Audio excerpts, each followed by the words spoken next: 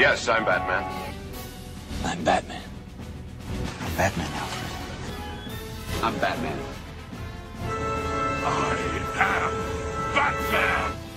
I am Batman. I'm Batman. I'm Batman. Greetings, Bat Family. Welcome back to Holy BatCast, brought to you by Real Fans for Real Movies. Make sure you visit our website, holybatcast.com. It is your one-stop shop for all things Holy BatCast.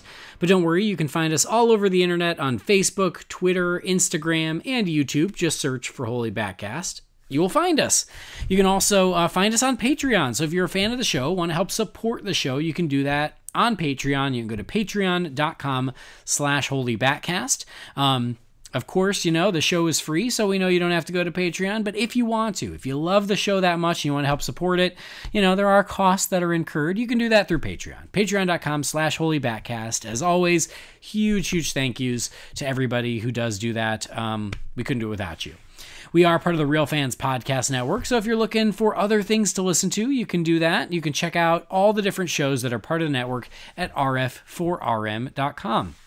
As always, I'm Andy DiGenova, your host, your friend, your bat pal. You can follow me on Twitter or on Instagram. It's just my name, Andy DiGenova.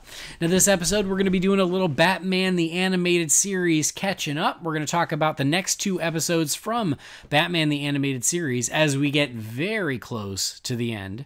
And joining me for that is the Poison Ivy to my Harley Quinn. It's Jamie Drewley. Hey, Jamie. I'm really more into meat than vegetables, but I'll take it. Yeah, I guess that's true.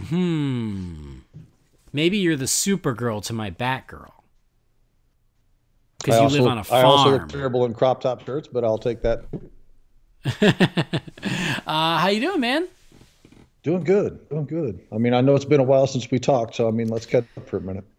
It's been so long. We definitely are recording this when people are listening to it, and I am definitely not having a good time in Europe right now. So yeah, you know, we are moving along in our journey through Batman the Animated Series, which is now the new Batman Adventures. And the next ones up are both pretty epic. They're both pretty important. So I feel like they deserved a little bit of time of their own on this episode of Holy BatCast, because we've been talking about so much Aquaman. It's time to come back to our roots. Time to get some Batman talk happening. I mean, we can't help ourselves. We still talk about Batman no matter what, but a little more Batman focused. Between the two of us, I'm pretty sure we can turn any discussion that we've ever had into a Batman discussion, given enough length of conversation. And we have. It's true. Many times. In fact, I think we've caught flack from many of the real fans over the years of, you guys can make anything about Batman. And that's okay. I know. I take pride in that. There are far worse things to do. No, I mean, yeah, look back especially before this show on the Real Fans show, we'd somehow end up on Batman all the time, which is why I created this show. Because I'm like, well, now at least I have a Batman outlet. Somewhere all that Batman energy can go. I'm shocked there's not a Jurassic Park podcast in the network now. Well, I'm not going to say it hasn't crossed my mind. But there's just so much less stuff around Jurassic Park. That's true. That's very true. It'll be even trickier. But yeah, I mean, and I didn't bring this up on the last episode, but Batman's about to hit the big screen again in the Lego Movie 2, the second part.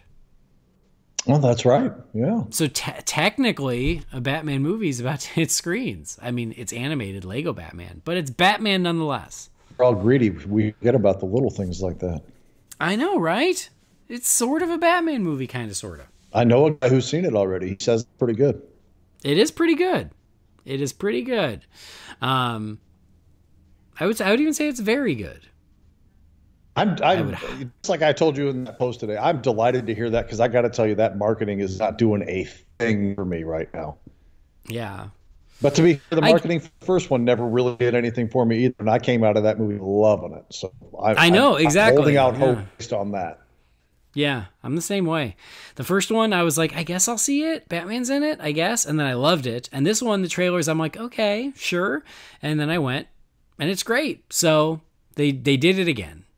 And it's written by Lord and Miller, who did the first one. So even though they didn't direct the second one, they still wrote it. So you can tell it's very consistent with the first one. All right.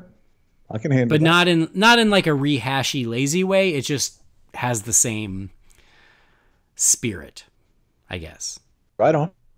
Yeah. So I think you will enjoy yourself. It's a good time. Yes, Lego Batman is around, and he's a lot of fun. There's some nice Batman stuff in there. Excellent. I mean, not tons. It's not the Lego Batman movie, but enough. I hear Gal Gadot voiced Wonder Woman for the movie. I heard it the other day. So I heard that too, but like, it didn't sound like her. So I don't know if that's true. She was added late enough that the cut you watched didn't have her. I don't know. I mean, it's definitely Jason. It's Jason Momoa as Aquaman. Okay, so that did pan out true then. That's true, but I swear I did not hear Gal Gadot. Okay. I said I'm pretty sure I just heard that 2 days ago that she was doing that. Yeah. I saw that too, so I was actually waiting for it, and I don't think it was.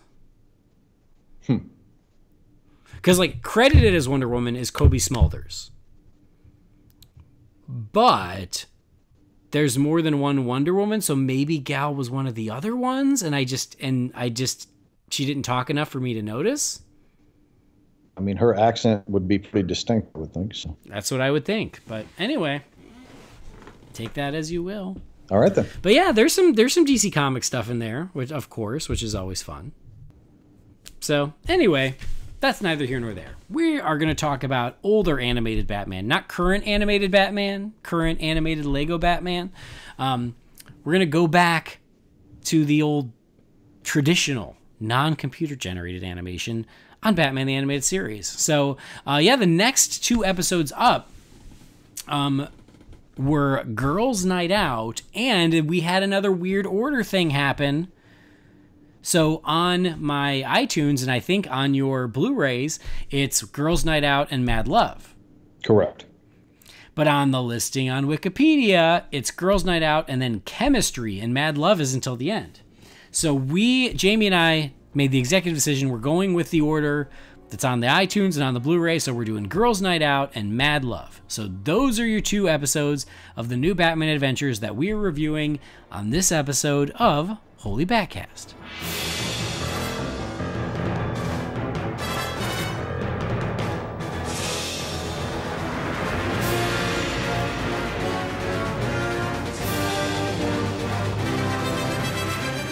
So let's start with Girls' Night Out.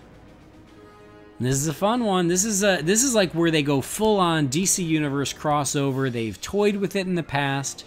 You know, we just had the one with the Demon, which was a big one. We had Zatanna before, but this is where, you know, at this point, Batman the animated series, or the new Batman Adventures, was going strong, and now Superman the animated series was also going strong, and so this is where they get to cross over. I am assuming that World's Finest, or the Batman Superman animated movie, had already happened by this point. I think that's a safe assumption. But as far as the actual show goes, this is the first time you're seeing Superman's world come over into the Batman show proper, because Batman is out of town, Superman's out of town, and Livewire is loose in Gotham. It's up to Batgirl to stop Livewire. Fortunately, Supergirl shows up to help Batgirl. They go after Livewire. They lose, and then Livewire runs into Harley Quinn and Poison Ivy, and the 3 of them team up. So now you're looking at Batgirl and Supergirl versus Harley Quinn, Poison Ivy, and Livewire in Gotham City, and there is no Batman and no Superman to bail them out. So it's all the gals. It's Girls' Night Out. So Jamie, what'd you think of this episode? I anticipated that I was going to really enjoy and love and probably recognize this, having no doubt seen it because my daughters would gravitate toward this sort of thing. First and foremost, I didn't recognize a bit of this episode. Okay. Secondly, I'm not sure how crazy I was about it. I mean, interesting. This should be right up my alley. Having strong females versus strong females, and you know, all that kick-ass girl stuff on display. I mean, that should just be. I fully expected this was going to be at least a top 10 episode, if not a top 5 for me by the time it was said and done. And I liked it. I don't want to say I didn't enjoy it, but I think my expectations for it might have been much higher than what actually delivered for me. I guess I'll just start with my chief gripe. I don't like how, and I understand this is probably showcasing them towards, the beginning of their respective careers, being Batgirl and Supergirl. I don't like how easily they were bested by the likes of Livewire, or even in the case of Harley and Ivy. I know they can be menacing to just about anyone, but I expected better out of the two protagonists here, and I think they both just felt clumsy and awkward and inexperienced. And if that's what they're going for, okay, I guess. But Batgirl has been in episodes before and has shown out quite well, in my opinion. She's driving the freaking Batmobile around, which I'm sure Grace is pissed off about that, because now she and Todd both have driven it. He didn't, apparently. I know. I was impressed that Bruce left her the keys to the Batmobile. Crazy. So, I mean, that leads me to believe that he trusts her enough to do patrols and whatever else. So, I don't know. I think the two of them just didn't feel quite like the power duo that I would have expected that they would be, even early on in their careers. I think I would expect better of them than what they showed here. And I understand that, Supergirl could be potentially on Superman's power level and cause likes of the less powered, more, street level villains not much they can do against him, sort of thing. So maybe they had to tone her down for it. But I don't know. I think the episode was good. I don't think it was great. That's really where I'm laying with it. Mm-hmm. Yeah, interesting. I still really like the episode. But yeah, I mean, I don't think it's an all-timer because there's not much depth to it. It's just a lot of fun to get to throw all these characters together and let them all run rampant in Gotham City. It didn't really bother me that Batgirl and Supergirl were a little out of their element. It seemed like Livewire, this was the first time Livewire met Supergirl. So, I give her a little credit there. And also, Batgirl having to deal with a super-powered villain is new-ish for her. So I just like the fun of it, of all of these characters thrown together and having an adventure with them. The only thing that bothered me a little bit is they just made Harley dumber than usual, I felt like. Yeah, she did feel a little off. Like she to me in this felt like straight comic relief, like her taking the mallet and trying to bash into things repeatedly with no results and right.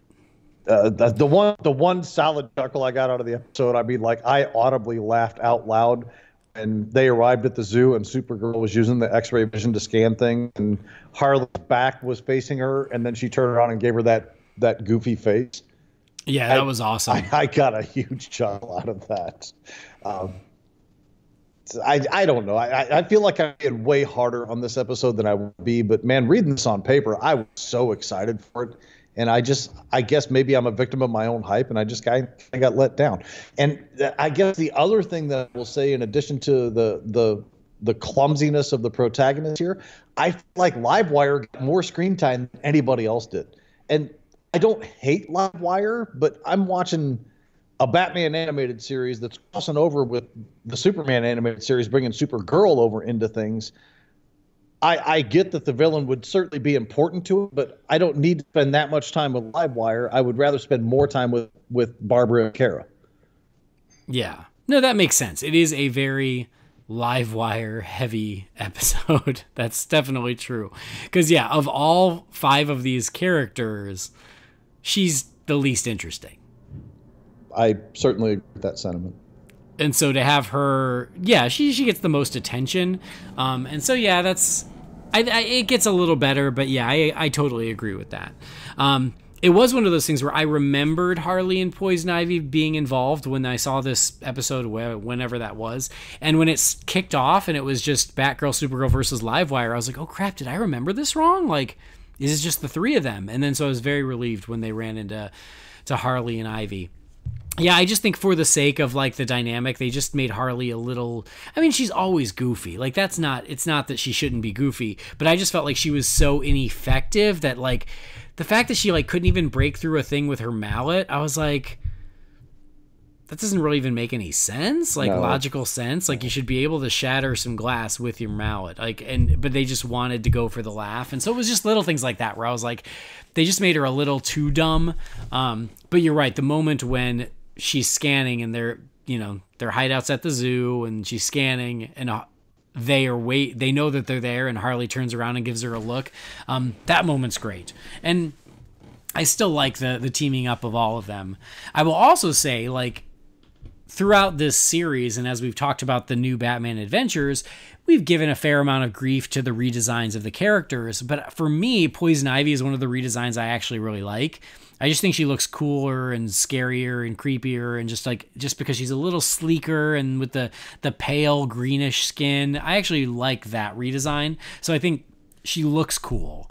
And so I figure, just to be fair, because of how many of the redesigns I'm like, I don't like it, this one I actually did like. So okay, yeah, I liked her design well enough. I think Harley's design is sufficient enough. I really like this version of Supergirl. I don't know why. I just not like a ooh, that's hot sort of thing. It's just there's something about that look for Supergirl that I just think works.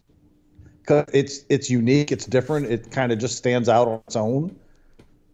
Like you don't mistake it for any other version, but somehow it just works. It's not like obnoxious or anything.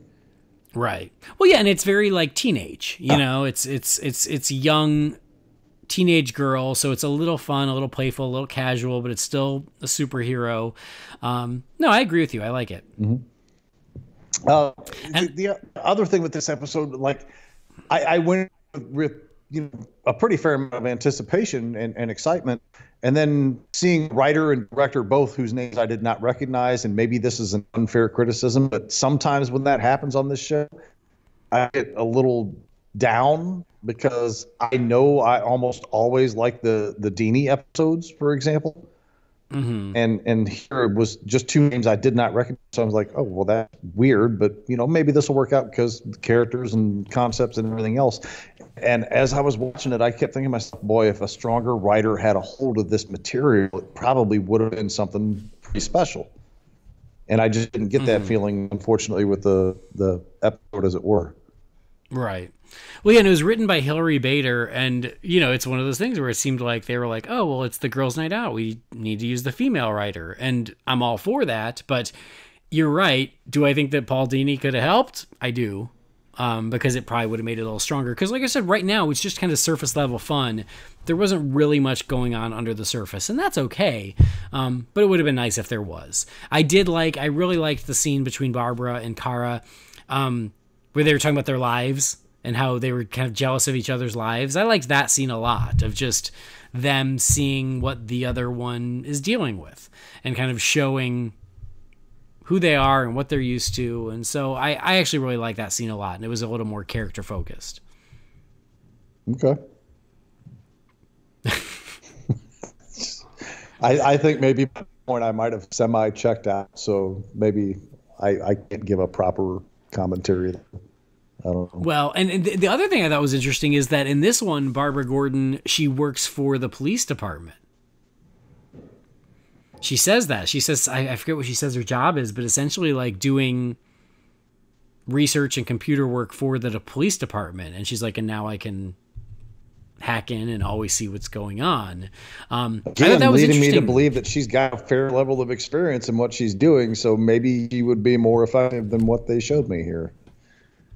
Again, I'm probably being unfair to it at this point, because as I went from this episode to the next episode, all I felt was kind of disappointment with it. And that's unfortunate, because again, I went into this thinking, man, I'm really going to like this one. But interesting. And again, I disliked it, just didn't love it. Did you watch it with your daughters? No, they were still asleep when I was watching this stuff. I was wondering. It seems like a fun daddy-daughter episode to watch. Would have made for an interesting dynamic with us, I suppose. Yeah. Maybe you would have liked it more through their eyes. Perhaps.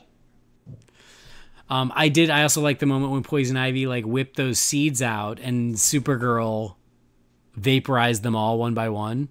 I was like, that is impressive aim.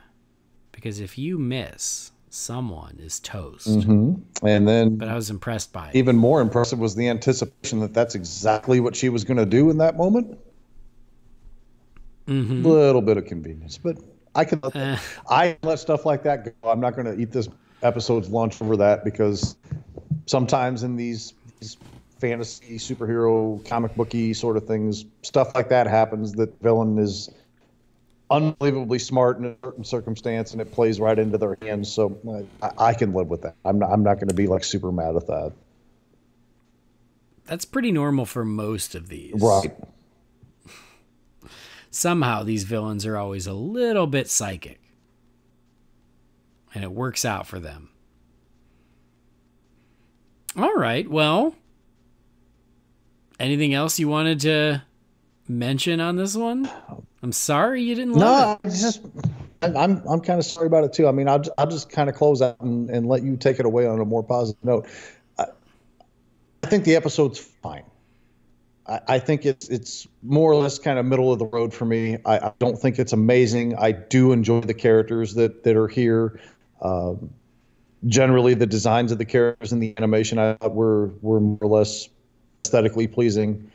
I guess I expected more, and I wanted a little bit more than what I got. And maybe that's more on me than the quality of the episode, but I feel like there was a better episode here than what I was shown.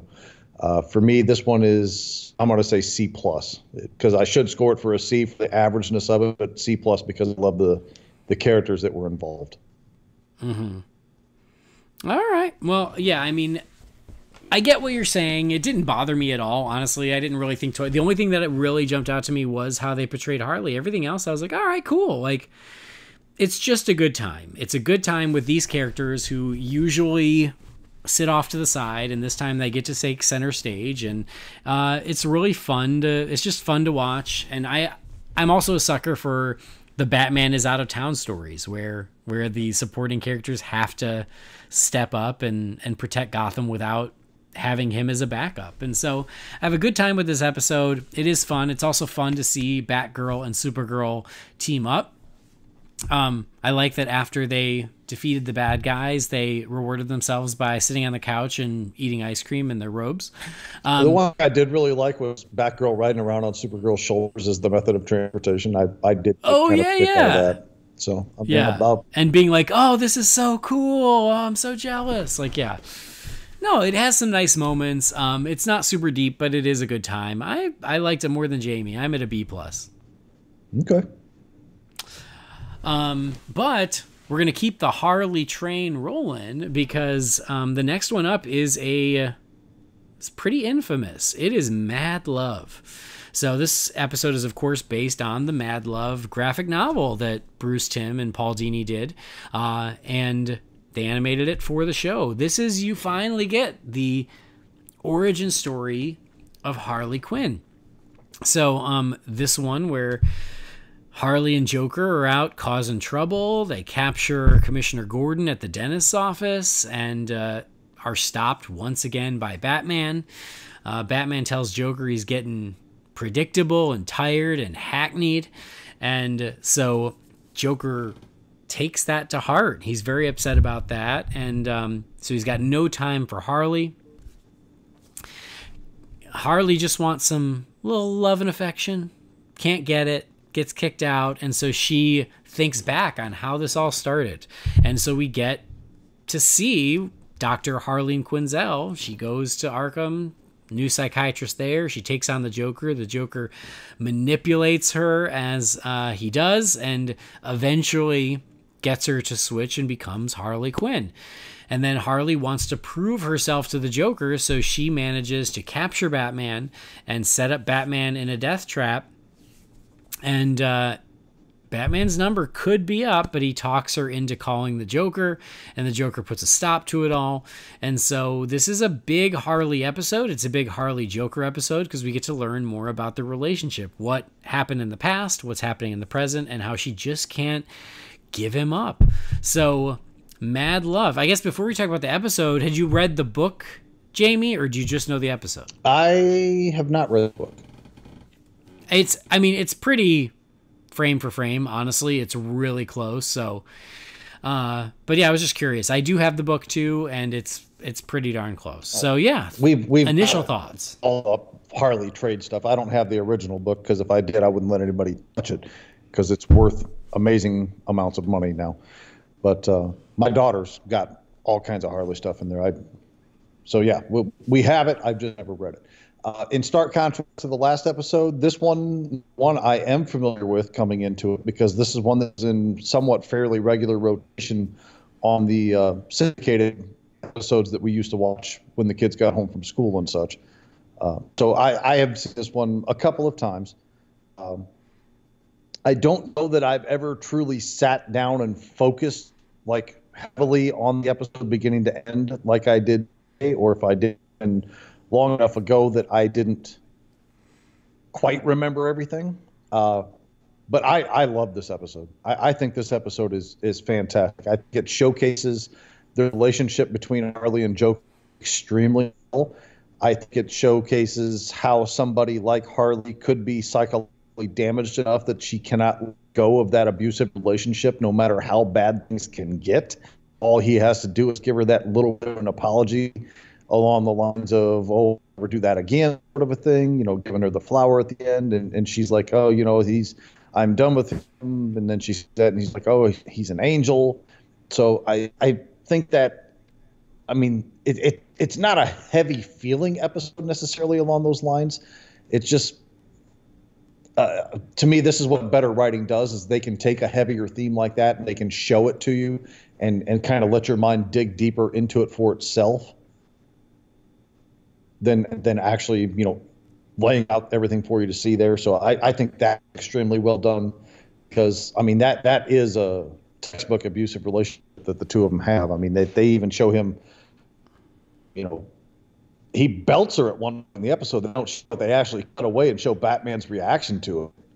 Yeah. Which is really something else. But, there's things like that go on in this episode, and it's just like, wow.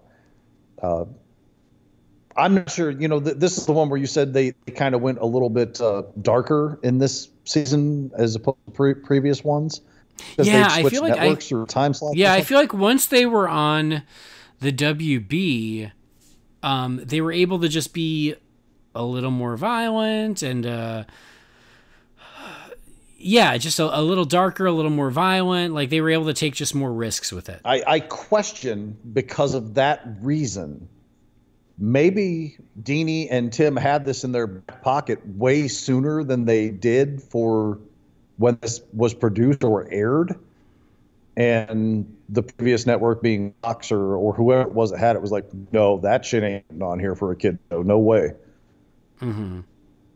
Just a little bit of speculation on my part. But I think it's a great quality episode. I think it does a really good job of showcasing her origin, going from Harley Quinn to Harley Quinn, and how she deals with that. And again, the Deanie episodes especially, how can you fit this stuff into 22 minutes? Yeah, and make it that effective, no less. Right. No, that was one of the things I thought of, is how much ground they were able to cover in this episode. Because there's a lot of story in here, but it's done really, really efficiently. Like I even thought as I was watching it, because I remembered all the beats, but I was like, oh, am I just thinking of the book? And some of that gets cut out to make it to the 22-minute episode. But no, they pretty much hit everything. And it's crazy how quickly they're able to do it. Because not only do you get like the little mini adventure, and you get the flashback origin story, and you get Harley, Harley essentially capturing and almost defeating Batman, and then you get still a Batman Joker confrontation at the end of all of that. It's just a lot of story in here in 22 episodes, and it's so impressive how much they're able to fit in. And you're right, it does a great job of explaining and illustrating what that relationship between Harley and Joker is and how it works and how it developed, and then to see how it's continued on into the present. I love this, I love the story of Harley wanting to prove herself to the Joker and actually getting further than the Joker with defeating Batman, and could have gotten away with it if Batman wasn't able to play on her loyalty to the Joker. You said could have gotten away with it, and all I think I was, if it wasn't for you meddling kids. I don't know why. I'm programmed for that response automatically. Yeah, I know. So, but yeah, like, it's great. Like, the book is already great. This is a great version of it. I mean, and this is Harley Quinn 101. I mean, it tells you what you need to know about that character and that story and where she came from and what her motivations are and how she just can't quit him. She can't quit the Joker. And so, what's even crazier is how this has made its way into live action. We got to see glimpses of this in Suicide Squad. So this story has really shown longevity, not just in the animated series, but we've seen it in other medium as well. Mm-hmm. Yeah, I mean, it's a very seminal piece for the two of them and their relationship. And I mean, any Harley fan knows this story. They have to know this story because it's so important to her character. The other thing I want to point out is the stark contrast of Harley, as you were talking about in the last episode. It seemed like she kind of, I mean, for lack of something better to say, dumbed down from where she normally would be. This episode shows just how brilliantly devious she is. Yeah. I mean, stark contrast from that. The way she gets the drop on Batman is brilliant. Absolutely. She plays on Batman's, what's the right word? Not naivete, but like there's that part of Batman that like still wants to save Harvey, and there's this part of Batman that still wants to save Harley. And she plays on that to get the better of him, which is brilliant. Yeah, I mean, she knows that if she says, yeah, you know what, and she plays it so well of like, oh, this isn't funny anymore, and we need to stop him. She knows that Batman will be like, oh, yes, I mean, in that moment, what was going through my head was she knows Batman has to play Captain Save-A-Chick in that scenario. There's no other choice he'll have but that. So that was brilliant on her part there. Yeah, like, so smart. I love that. This also is the infamous moment of, don't you want to rev up your Harley? Which I could probably do without, but I don't want to say this was subtle, but I'm going to say this wasn't innuendo that was so far over the top that it was gratuitous or highly offensive or anything like that. This is like dancing on the line for an animated show. Yeah, I mean, for the type of show it was and the audience, it's pretty risque. It's out there. I mean, you're right. I mean, it's teetering right on that edge, but. Yeah, I don't mind it. I mean, at the same time, but I think, but it's become a thing that people are like, oh God, yeah, that I couldn't believe they got away with that. And they say, and this is often referenced when I'm having the discussion about how overly sexualized I think characters become over the years. This is always something that people throw into my face. It's like, I can show that sequence to a 7-year-old girl. My daughter would have probably been watching this 7, 8, whatever it was. I don't know, maybe a little older, maybe 9 or 10. And I with a fair amount of confidence say that my daughter may have a slight grasp as to what's happening there, but it's not going to be like something she's going to have like full blown retention of. It's just right. It's not something that a kid sees that they're going to process necessarily like somebody, say, in their early to mid-teens would. Right. Because eventually, they grow up and they learn these things, whether the parents teach it to them or not. I get that. I'm not realistic about it. All I can say is good writers can do these sorts of things without being so in your face about it that it's egregious. I think this was again something I could have maybe done without, but at the same time, I don't think it was so far over like some of these other Harley moments have been, like in the Batman and Harley Quinn animated film. I think this was a couple steps too far in some areas. This this wasn't over the line for me, I guess is where I'll leave it at. Yeah. I remember, and I think it's in the book, but like the frame in the book was originally drawn even more suggestively. Did the book come before the episode did? Yes, the book came first. Okay. Where in the finished episode, or in the book, she's on her knees and she's like, and she does like the Harley thing. But initially I want to say she was like sitting on her butt and her legs were like up.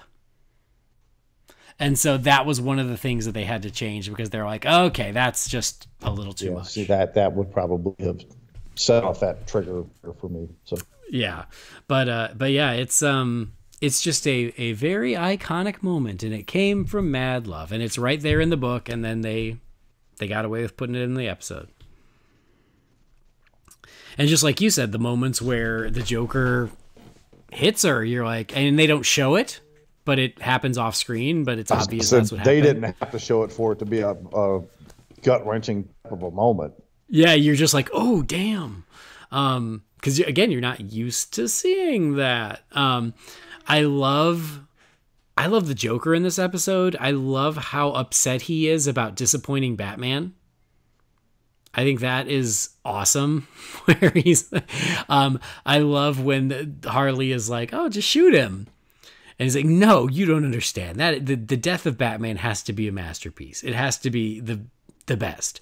And my favorite moment in the whole episode is, Harley gets the drop on Batman, eventually has him hung upside down, about to go into a tank of piranha, which was the Joker's plan. But the Joker's like, but piranhas don't smile.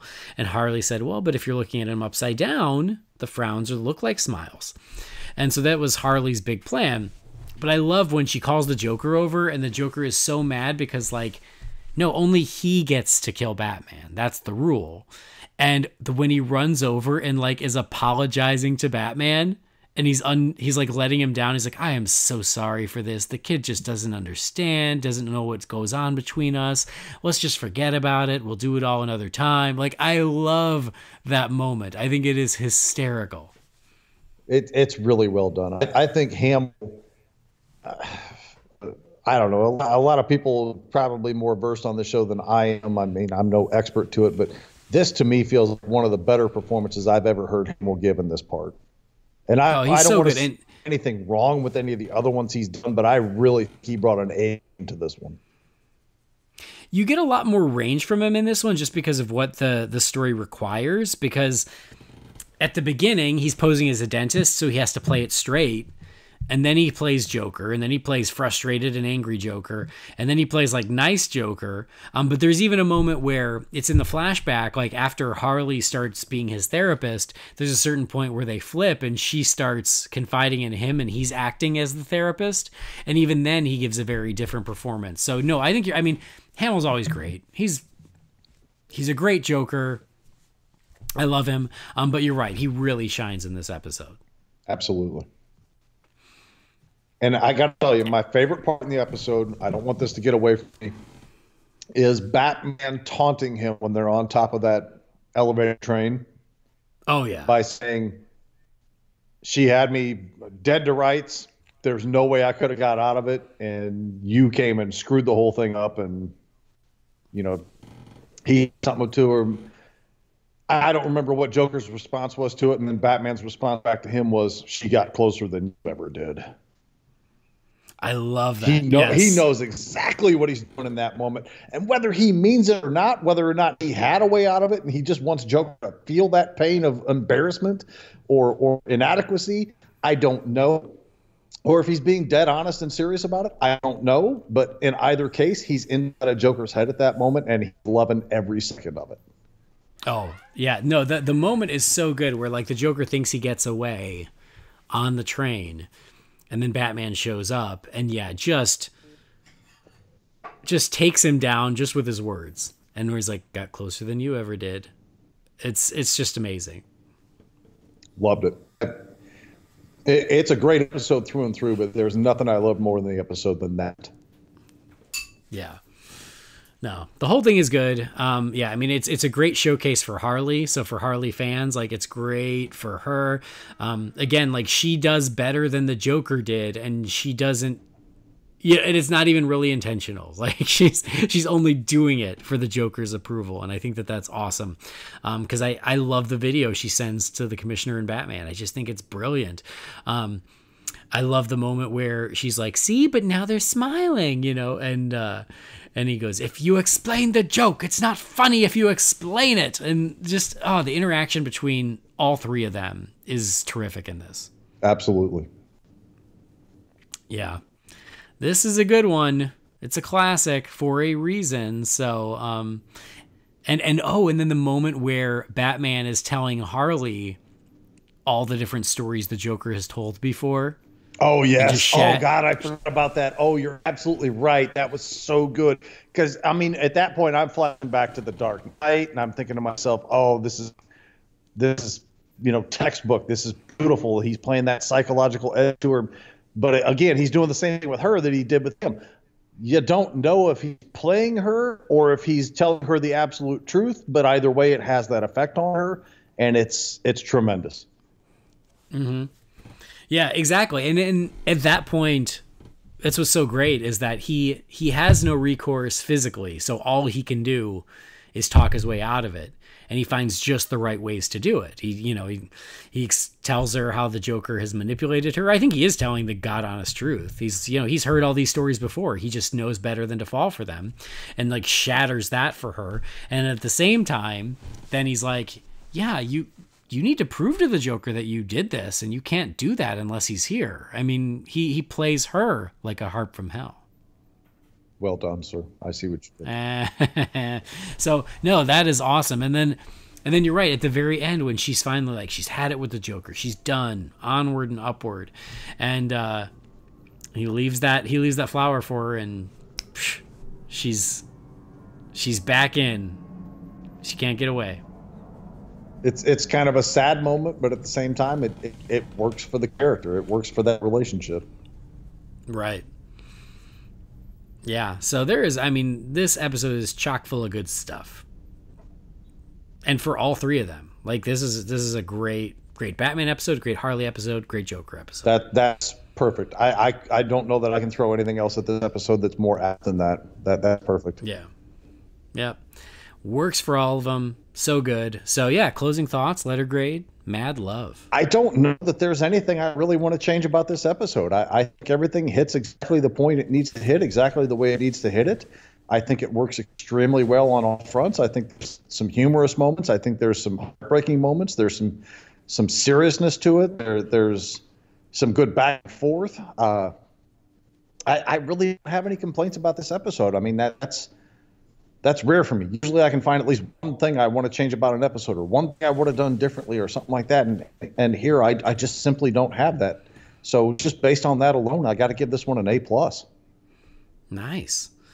Yeah, I mean, I'll co-sign. It's a great episode. You get a lot of great information. It's super entertaining, great character work.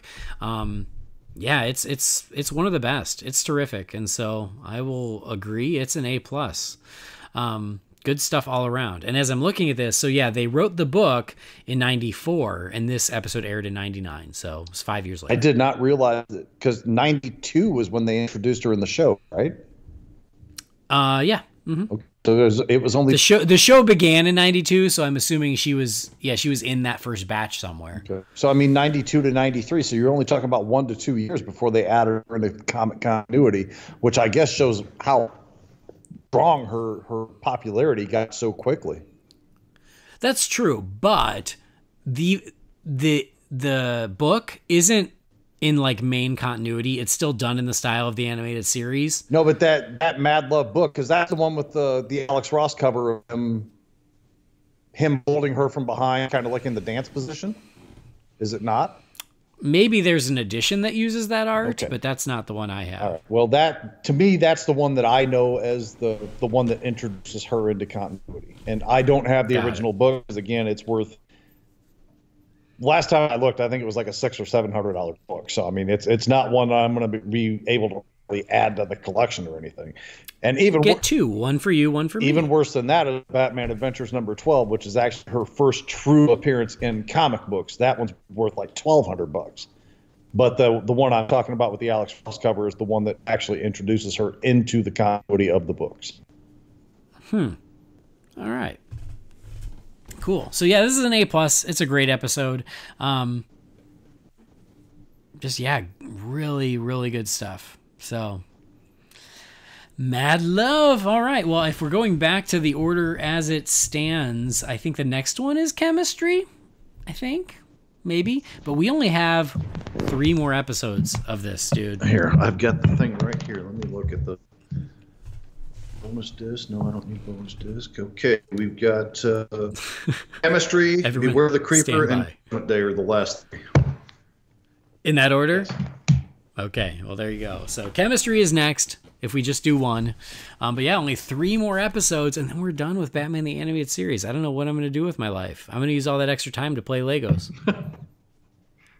There are worse ways to use time, I suppose.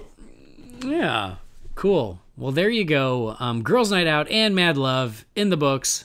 Moving on forward, next one is chemistry. So huge thanks to everybody who's following along on this journey. And I gotta decide what we'll do next. And I almost want to leave it up to the listeners. I almost want to give them like 3 choices and just let them vote. As long as one of them's not Batman Beyond, that's fine.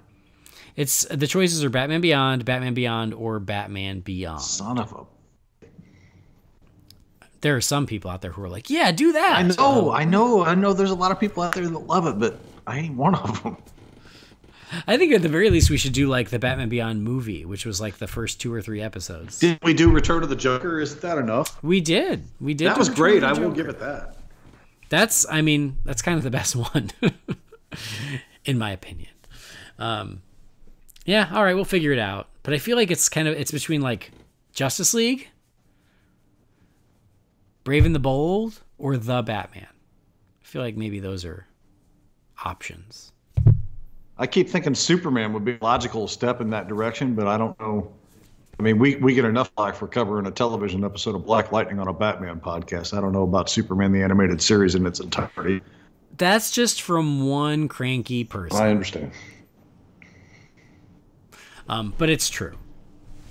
You know. I feel like we should at least move on with a Batman show. And then, you know. I mean, I'm all about Brave and the Bold. I'm all about Justice League. Obviously, Justice League leads right to Justice League Unlimited. So those are all fine with me. The Batman, I've got like 0 familiarity with outside of the episode we did for Halloween. So, I mean. Well, that's why I'd be kind of interested to do it. Like, I don't know if it's the right one to do next, but I'd be kind of interested just to hear your take, especially going in fresh. I would ask, no matter who picks it, whether it be you, the listeners, or what have you, it would be something that I have access to either by owning or by having on DC Universe. Yes, of course. My one request. Sure. Because I definitely don't own that, and I'm not sure Batman is. I don't think it's on DC Universe yet. So, is it? I don't think it is either. I don't think so. And I own Justice League. I own Superman. I own Justice League Unlimited. So those would be really easy for me, even if they're not on the DC Universe. I think Batman Beyond is on DC Universe. So I mean, if it needs to be that way, I can live with it, I suppose. I feel like we should choose something on DC Universe, so that way not only is it accessible to us, but it's also accessible to most of our listeners. Well, at least the U.S. ones. That's Brendan all that can't matters. see it. I'm giving him the middle finger right now. The only people we care about are Americans. We're American. That's how it works.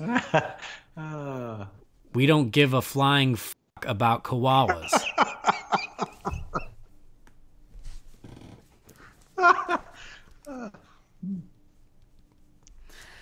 All right, well, we'll figure it out. We got 3 episodes to figure it out. Anyway, there you go. 2 more episodes of Batman the Animated Series. Woo!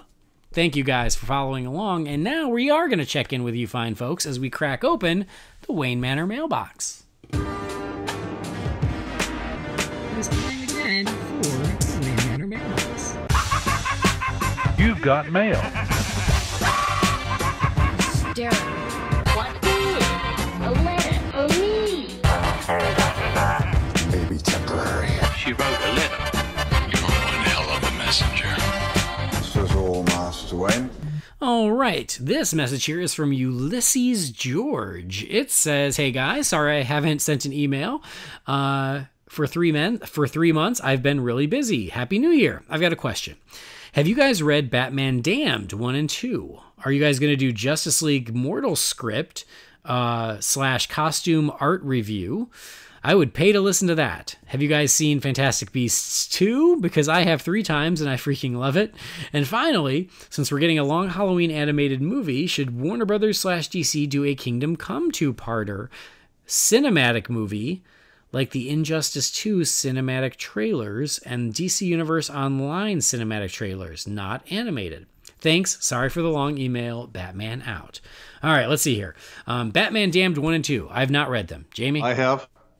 They're fine. Okay. I'm more into the artwork and the unusuality of it than I am the actual story itself. I feel like the second issue was, frankly, kind of a slog that went nowhere.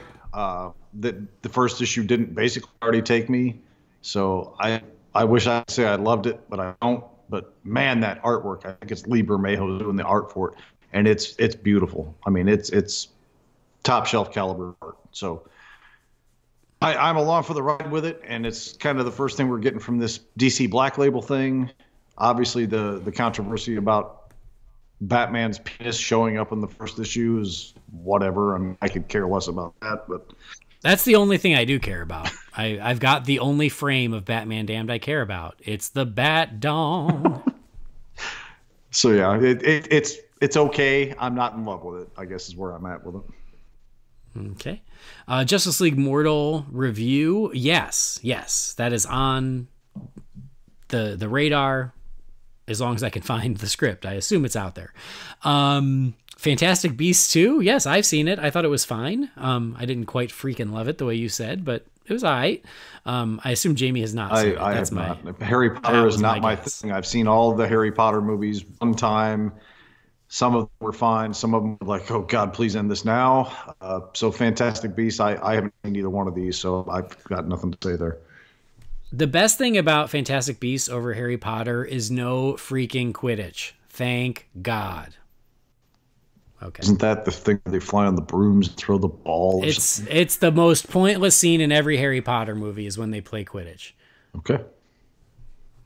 And then Kingdom Come 2-parter, I'd be all for it. Do I think they will do it? No, but if they did it, would I line up? Absolutely. Yeah, And I think what he's saying is like kind of the high level CG that we saw for some of these trailers as opposed to direct to video animation. And I'd be all for it. I wouldn't count on it. Yeah, I love Kingdom Come as a story. So frankly, if they're going to adapt it with the sort of care that they put into the likes of Dark Knight Returns, or even wasn't my favorite thing in the world, I think Death of Superman was a quality film. If they're going to put that kind of care and effort into it, absolutely, I want to see it, regardless of animation style. Yeah, sweet. I agree. That'd be a fun book to review for the show, Kingdom Come. Been a long time since I've read it. I've read it 2 times. I haven't read it since it was new. Yeah. I remember loving it, but I haven't read it since then. Artwork. I mean, I'm an Alex Ross fan, so I mean, the artwork for it utterly impresses me. Cool. All right, next message here is from Joe Kingsley. This one's for you, Jamie. It says, in response to the last message I sent you about Aquaman, no, Jamie, Team America World Police would not have been better than Stingray. Honestly, best regards, Joe. America. That's for you. My wife has that soundtrack. And plays, well, before we had kids, she played it a lot.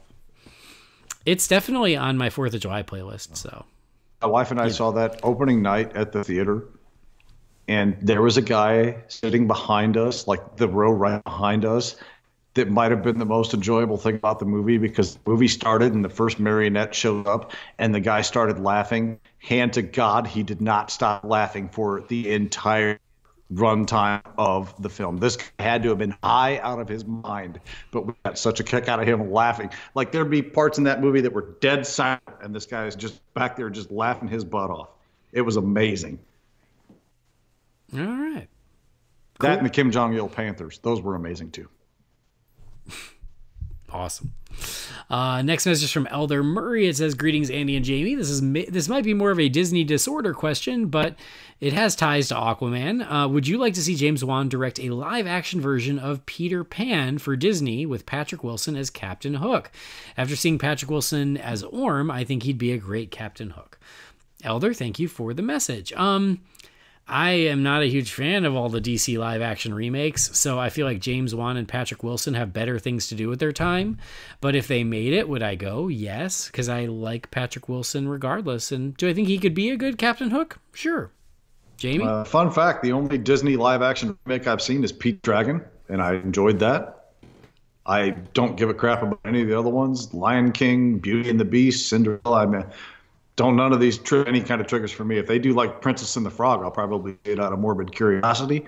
Yeah, I mean, if you got James Wan to do it, yeah, I'd probably see that just based on that alone. Yeah, I mean, I am interested in whatever James Wan does. I do like Peter Pan as a story. And so, yeah, I'd much rather see him do Aquaman 2 or another horror movie, but all right, next message is from Evan Baker. It says, "Hey Andy and Jamie, how good is Young Justice? I love it so much. Now for my question. First question about Young Justice. Now that you're caught up, oh, it's so funny. What are your opinions on the whole Robin Squad sequence with the Mad Hatter? I personally am excited to see what happens in the future with it. Answer time for your 200th episode. Do a Super Friends commentary. Thanks for reading this. By Evan Baker." Well, yeah, how funny for timing. That worked out well. Yes, I watched the Robin Squad sequence, and it was one of the best things ever, and it should be its own show. So I agree with you. Jamie? Yeah, I mean, there's not much going on in Young Justice Outsiders that I'm not hip deep into loving, so I got no complaints to levy against that show so far, other than I wish they released it at 6 a.m. on Friday instead of 9 a.m. Anyway. Yeah. Anyway, this next message is from Anonymous. Anonymous, like the guys that wear the Remember the 5th of November mask, the V for Vendetta. I hope not. Okay. It says, "Hi, Andy and Jamie. My suggestion for your 200th episode is the return of the cuddly koala, that ruggedly handsome Hugh Jackman doppelganger Brendan. It feels like it's been too long since he's been on. I know for a fact schedules not lining up are to blame, but hopefully you can sort your shit out and record at a time that is more convenient for Australian time zones. I think, like everything in life, your show is just that little bit more enjoyable with a touchdown under." From Anonymous, definitely not Brendan. A touchdown under. That sounds a little... I like it. Everything is a little more enjoyable with a touchdown under. Do you know who agrees? Harley Quinn. Huh, yeah. That's how you rev up your Harley. I appreciate Anonymous this suggestion, but hell no. There's no way in hell I'm having that guy on. He's a mess, and I don't care for him. Okay, maybe he'll come on. We'll see. Anyway, he's only saying this because Brendan made him do something that had to do with Batman Forever this week. I assure you, that's always the problem that leads to the tension. Oh, Brendan. Okay, this comes from Condor Zelander. It says, "Hey, Holy BatCast family. I hope you're having a happy and joyous new year. With rumors of Patty Jenkins already having plans for Wonder Woman 3, could the next villain be Giganta, possibly played by Gina Davis?" Condor, thank you for the message. Jamie, what do you think? I think I don't have nearly enough money to throw at that. But I'd be cool. Nice. I think Giganta makes a lot of sense. I would say, sure, bring her in. Gina Davis, I would be all for it. I don't know. I mean, it's too early to say if that will. I don't think Gina Davis would be doing it, but I would be all for it because I really like Gina Davis. But yeah, so it'll be interesting. Cool. Next message is from Stephen Marshall. It says, "Hey, Andy and Jamie, I loved your episode with Mark Hughes. I kept thinking that I I kept thinking I wished I'd asked some DCEU questions in an email prior to recording so that Mark could have addressed them. Here are some questions. Number 1, do you think Superman will be in the Supergirl movie? Also, I don't know if you've read Being Super, but that could be a way to go if Superman isn't going to appear, but I really hope he does. Number 2, is Reeves's Batman trilogy likely to be more grounded like the Nolan films, or do you think we'll get fantastical elements? I'm thinking like Batman the Animated Series. Number 3, how likely do you think it is that The Rock and Henry Cavill have filmed secret cameos for Shazam? Thanks for taking up the time and keeping up the amazing Bat-tastic work. Kind regards, Steven. Steven, thank you for the message. All right, number 1, do you think Superman will be in the Supergirl movie, Jamie? Yes. Probably in very limited capacity, yes. Okay. By the way, the Being so. Super book, that was 4 issues. It was Supergirl. I've read Supergirl Rebirth right along, 26 issues in, I believe, so a little over 2 years. And it's kind of been up and down. That Being Super book was some of the best Supergirl, if not the best Supergirl I've ever read. And as I was 2 issues into it, I said to everybody on Twitter and who would listen, this is what I wish was the in-continuity Supergirl stuff right now, because that story was great. Awesome. I'm going to disagree. I don't think he will. I don't think he'll show up. No? I would like him to. I just always have to separate what I want and what I think will happen. I don't think he will. Especially if they don't really know what they want to do with Superman. I think this is a way that they're going around that would be the one hang up I would have to saying I guarantee it would happen is who's going to play him and what they want to do with him. Right. So I think they're going to kind of sidestep it. Is Reeves' Batman trilogy going to be more grounded like Nolan or more fantastical? I do not think it will be as grounded as Nolan. I think that box has been checked by Nolan, and so I think we are going to get something more comic booky from Matt Reeves. Yeah, this guy finished off 2 really good movies in a trilogy of movies that I absolutely loved that centered around apes that took over the planet and were talking. So I don't think he's going to shy away from the more fantastical elements or unusual elements. And again, I adore the Nolan trilogies. You all know, I've said it dozens of times on this show, The Dark Knight is my favorite movie of all time, but we need less of that now and more of comic booky Batman that involves more different element that we're talking about here. So I think Reeves would lean more towards that. I don't know how far he'll lean toward it, but I think he'll lean more toward it than Nolan did. Totally. Agreed. And then how likely do you think The Rock or Henry Cavill will show up in cameos for Shazam? Literally a coin flip as far as likeliness, but by God, I would love it in both cases. Probably I would say The Rock has a better chance of it than Cavill at this point, but I think both could have been done very easily under wraps without, getting leaks out there being done and whatnot. So not holding my breath for either, but I'd love to see. I think no for Henry Cavill, and I think The Rock probably, but like in like a post-credits tease. So that's what I think. Thanks, Steven. Next message is from Willis Orr. It says, hey, my name is Willis. This is my first time writing in. I'm a new listener. As a fan of Robin, do you think Marlon Wayans would have been a great Robin? And how would his portrayal of Robin have been if he was in Batman Returns or Tim Burton's Batman 3? Willis, great to hear from you. Nice to meet you. Thanks for finding the show. Tell all your friends about us. Jamie, what do you think? Marlon Wayans as Robin. He was cast. He got paid. And he didn't have to do anything. Well, I need that job. First things first, because I'm sure he's never heard this before. What you talking about, Willis? No? All right. We'll move on from that then. Great. Marlon Wayans. Fun fact, Gary Coleman, dead. This is true. Now I'm thinking of Hot Time Machine. It's like Gary Coleman's forearm. Good for you. Sorry. I totally lost my train of thought. Marlon Wayans. Marlon Yeah, Wayans is Robin. I don't know how his Robin would have been, because I don't know how Burton would have done Robin, because Burton did things differently than most other people think about doing, and sometimes that works and sometimes it doesn't.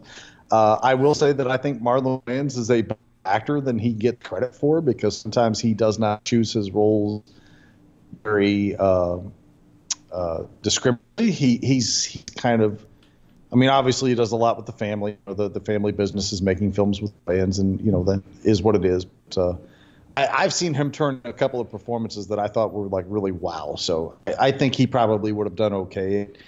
The biggest thing with that would have been, again, the character itself and how Burton presented it. Mm-hmm. But I wouldn't have had any issue with his Robin, I don't think. Yeah, I always liked that casting, especially at that time. I think he would have been good. What would his portrayal have been like? I mean, it's tough to tell. I mean, we did review the script for Batman 2 when Dick Grayson was a part of it. And so he was shown to be more of like a street kid, but street smart and kind of clever. I think that's what you would have gotten. I don't think you would have gotten anything too goofy or anything. I think that Marlon Wayans would have, it would have been a step towards just a more... a Robin you could take a little more seriously than what, at that point Robin was, everyone just envisioned the 60s show. And I think that this would have been, closer to what we were seeing in the comics at that time with Tim Drake, because the suit they designed for Robin in the movie was going to be inspired by the Tim Drake redesign. So I think he would have been good. Next message from Matthew Mulcahy. It says, Dear Holy BatCast, my name is Matthew Mulcahy. I started listening to your show last year. I've been loving it ever since. And you guys have inspired me to start working on my own DC podcast, which I hope to start this year. While your show supplies me with great entertainment, it also helps get me through my days when my depression starts to get to me.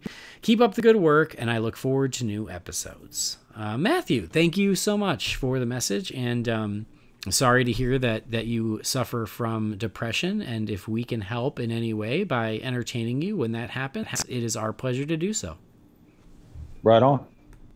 All right, one last question here from Brian B. It says, hey guys, after hearing a podcast a week or so ago talking about what Travis Knight could direct going forward, I had a few ideas, and I'd like to know your thoughts.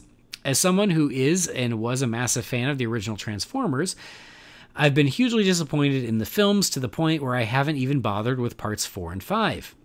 When Bumblebee came out, I was just planning on writing it off until the reviews came out. However, I was blown away not only by the action in it, but the reference for the source material, and especially how much heart the movie had. Personally, I think Travis Knight would be an excellent choice for a new incarnation of Superman. While I love Henry Cavill, I think Snyder let him down by portraying him as an almost joyless hero and never especially captured the heart of Superman in 2 films. Only in the last 5 minutes of Justice League and the after-credit scene where they stayed true to Superman's roots and brought the joy back to the character.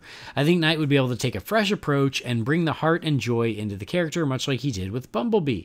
Also, just as a random idea, I think he would be a great Blue Beetle director, especially if they go with a Jaime Reyes character as the lead. In movies, I tend to roll my eyes whenever a powerful character learns of his power and the slapstick mayhem it causes. Knight was able to make it into an actually pretty funny segment in Bumblebee. While that clearly isn't the only reason he'd be a good fit, I could only imagine the fun he would have with Reyes struggling with the Scarab. Also, for Andy and Jamie, if you guys are ever running low on ideas for RF4RM or the Please Rewind shows, I recommend the 1986 Transformers movie. While it's unabashedly cheesy and very 80s, it's highly enjoyable and always a fun watch. I guarantee that any 30-plus fan of the original show would listen to that show immediately. Sorry for the length. Yeah. Sorry for the length of this email. Keep up the good work. I can't wait to see what you guys have in store for episode 200. Brian, whew, that's a lot. Thank you so much for the message. Last things first. I think we reviewed the Transformers animated movie on Real Fans. We most certainly did, my friend. I was going to say, I'm pretty sure we did. So go to the Real Fans for Real Movies feed, go back a couple years, and you will find it. We should be for the 30th anniversary, which would have been 2.5 years ago, roughly. Yeah. So, boom. You can check that out. As for Travis Knight, I think when that question was asked, Jamie did say Superman. And I agreed. I think Jamie was like, Superman. I was like, oh yeah, duh. Travis Knight would be great for Superman. Lack of a more reasonable answer, I did say that, yes. Yeah. I don't want to get into the weeds of like whether or not they did Superman right in Man of Steel or Batman versus Superman, because I like both of those movies. But the greater point of Travis Knight doing a Superman movie, hell yeah, I think he would be a great choice. Jamie, anything to add? No, I think we're pretty much on top of things with that. Great. All right. Well, there you go. That's it for emails. Wayne Manor Mailbox. Well done. Woo! We're caught up just in time for it to fill right back up again. But, as they said, we're getting really close to episode 200. Jamie, this is episode 197. 197. At least it will be, unless some random other episode happens to make its way in there. Which is certainly possible if there's a Shazam trailer, but that's neither here nor there. You're getting deported, so we're going to get a Shazam full trailer. We're going to get the new Batman casting announcement. We're going to get another DC Films announcement. I mean, we're going to get all kinds of stuff here in the next couple of weeks. Oh my, you are so right. I'm about to leave the country. You're welcome, everybody. So, anyway, we're getting really close to 200. So, we're also excited to see what we're going to do. We'll figure it out. Anyway, if you've got a message for the Wayne Manor mailbox, you can send that to Holy BatCast at rf4rm.com. Or if you want to leave us a voicemail, you can also do that at 323-366-9246. And as we do get prepared for our 200th episode, if you want to send us a little message in celebration of our 200 episodes, you can also send those to holybatcast at rf4rm.com. If you want to record a little something, or you can just leave it on the voicemail, 323-366-9246. That's where we're going to wrap up this episode of Holy BatCast. This was BTAS cast, Batman the Animated Series cast. So that was fun. Jamie, always a pleasure. Indeed. It was a good time. Short episode. I like episodes. It means I go to bed at reasonable times. Well, then let's talk about something else. Let's get into the weeds about Superman's portrayal in Man of Steel. I think it's time. Anyway, no, if the folks at home aren't keeping up with you yet, where can they do that? I can be kept up with on Twitter at @Raider3960, various Real Fans groups on Facebook, various other podcasts on the Real Fans Network. There you go. Keep up with him there. You already know where to keep up with me. But that'll do it for this episode. Thank you guys, as always, for downloading the show. Please do subscribe to the show wherever you get your podcasts. Please rate and review us on iTunes. And as Michael Keaton's Batman said, I want you to tell all your friends about me. Visit Holy BatCast on Facebook, on Twitter, on Instagram, and on YouTube, or at holybatcast.com, or patreon.com/holybatcast. All those places. If you've got a message or a question or an email you want to send us, you can do that at holybatcast at rf4rm.com, or leave a voicemail at 323-366-9246. So on behalf of Jamie, I've been your host, Andy. We will see you next time. Same bat time, same bat channel.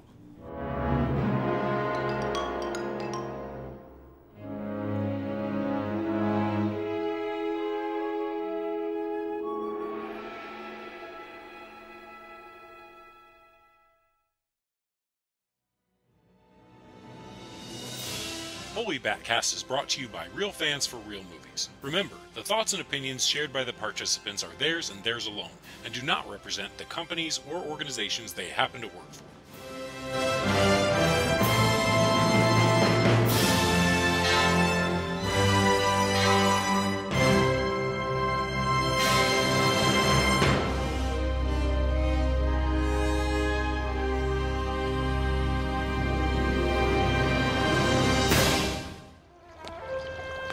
Yeah, I can tell you're less than thrilled.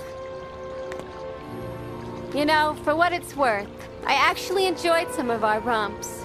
But there comes a time when a gal wants more. And now all this gal wants is to settle down with her lovin' sweetheart. You and the Joker?